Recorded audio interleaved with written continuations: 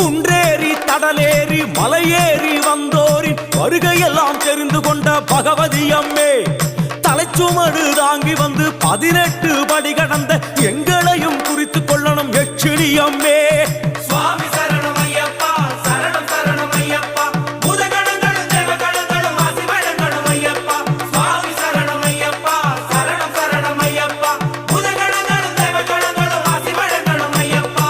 குன்றேறி தடலேறி மலையேறி வந்தோரி வருகையெல்லாம் தெரிந்து கொண்ட பகவதி அம்மே, எங்களையும் குறித்து கொள்ளணும் யட்சிணி அம்மே.